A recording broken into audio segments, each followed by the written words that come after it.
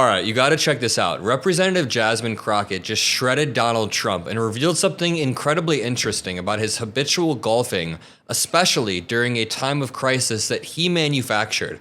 Trump crashed the stock market, is running the US off of a cliff and into a recession, and he decided to take a few days off and go golf in Florida at one of his resorts. Totally Trumpian and irresponsible, but let's check out Jasmine Crockett because I'm gonna say she's in my top 3 favorite politicians, and she's not number 2 or 3. She's gotta be my favorite right now. Drop a like for Representative Crockett, and really quickly, this video is gonna be cathartic because this comes at a time when MAGA politicians are saying the wildest thing. This MAGA senator, for example, claims that Americans don't care if Trump golfs through his tariff crisis that he created. Once again, watch this clip. Sir, President Trump played golf over the weekend. He posted a video of himself golfing. Do you think that was a bad look, considering where the markets were? Yes, it was a bad look.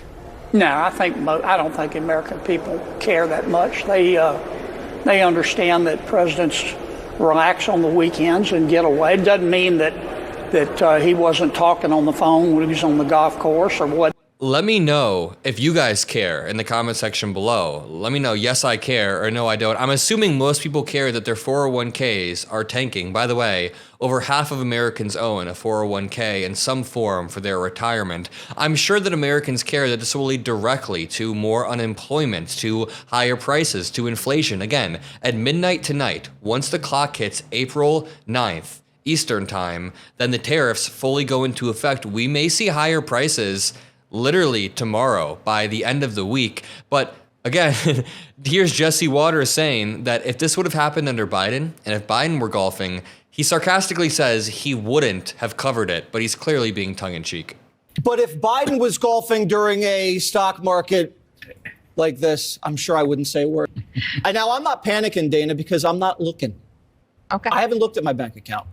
Yeah, so he's being a little bit of a comedian saying, oh, I haven't even looked. But dude, you're being a comedian about a situation that you brought us into. Your little commentary on air, if you even want to call it that, has led us off of this cliff, and now we're all kind of struggling. Check out Jasmine Crockett exposing Trump. And I'm going to veer off for 2 seconds because all I kept hearing was fire. Fire, fire, fire is what I heard. And as I heard fire, it seems like we are talking about an administration that has been hell-bent on firing government workers. They are hell-bent on engaging in fire sales of our government buildings. And while we are at it, they are lighting the Social Security on fire, Medicaid on fire, Medicare on fire, 401ks on fire, Department of Education on fire. And instead, what we need to light on fire are Trump's tariffs. In fact, we could probably go a little bit further and fire this incompetent administration. But if we are going to talk about efficiency and worry about some solar paneled whatevers, let's talk about the fact that as of March 30th, Trump's golfing has cost us approximately $26 million. And the last time I checked, we're not getting anything in return for that. So I will get back on my remarks, but I just wanted to point out that maybe we need to talk about the president and his golfing habits. In fact, he decided that he was going to golf as the markets were tanking. He decided he was going to golf instead of receiving 4 heroes who died serving this country. He has decided that he wanted to play games while the rest of us are really trying to make sure that we can serve the American people. So very well said. I can't tell what's more disgusting, that Trump golfed while the stock market was melting down, which he caused, or that Trump decided to skip the dignified transfer of 4 U.S. soldiers that died in Lithuania to golf. Check out Jasmine Crockett even more. In the country and educate people about what immigrants do for this country, or the fact that we are a country of immigrants. Right, right. The fact is, ain't none of y'all trying to go and farm right now. Okay, so I'm lying. Raise your hands. You're not. We done picking cotton.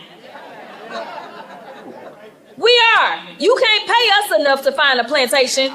Very well said. And you know what I love about Representative Crockett? Well, a lot of things, but conservatives get so angry at how successful her political career has been. They also don't understand that Representative Crockett is a representative who stands for a district. She represents a district that she came from. She represents her lived experiences. So they get mad that Crockett doesn't speak like fucking Mike Pence, but she represents a very real constituent in America. But even beyond that, I love what she was saying about Trump golfing and him being the one that is inefficient, wasting taxpayer dollars. I think this is a really solid opening for Democrats. This article says, Democrats hammer Trump for his weekend of golf as stocks tumble. How can any other president ever get away with this?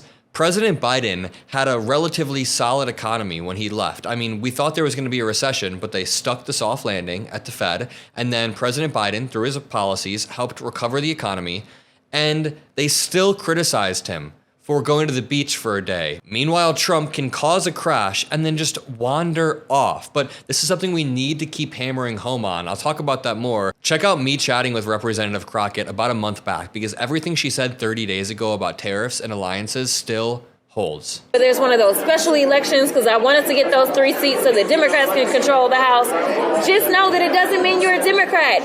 It really means that you're a patriot. It really means that you care about this country and you're tired of him dismantling it one agency at a time while throwing money into his pocket, his daggone son-in-law pocket, his daggone brother-in-law pocket, his daggone friend Elon, or the real, president. I don't know what the fuck Elon is, but whatever. Throwing money into his pockets, it's time out. They stealing our money.